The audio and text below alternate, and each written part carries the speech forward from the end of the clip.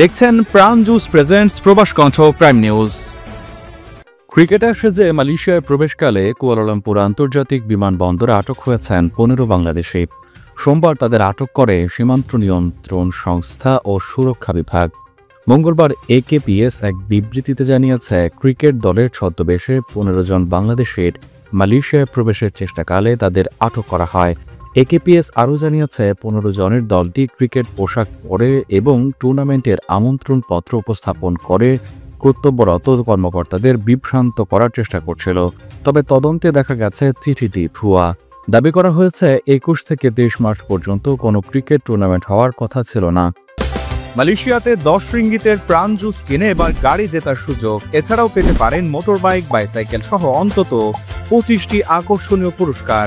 QR code scan করে আপনার নাম, মোবাইল নম্বর ও দোকানের নাম লিখুন। ইনভয়েসের ছবি সহ পাঠিয়ে দিন 15 এপ্রিলের আগেই।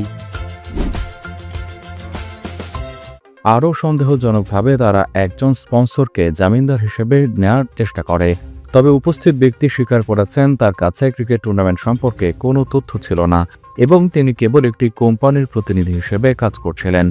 আরও তদন্তে দেখা গেছে তারা ক্রিকেট খেলোয়াড় ছিল এমন কোনো দৃঢ় প্রমাণ পাওয়া যায়নি।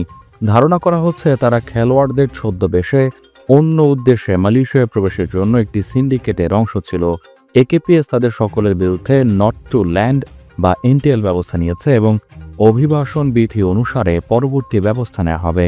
একেপিএস সতর্ক করে দিয়েছে, যে কোনো ব্যক্তি বা সিন্ডিকেট অবৈধ কাজ বা মানব পাচারের মতো অন্যান্য উদ্দেশ্যে ক্রীড়া ভিসার অপব্যবহারের চেষ্টা করলে তার বিরুদ্ধে কঠোর ব্যবস্থা নেওয়া হবে এবং দেশে প্রবেশ করতে দেওয়া হবে না। প্রবাস কণ্ঠ নিউজ ডেস্ক।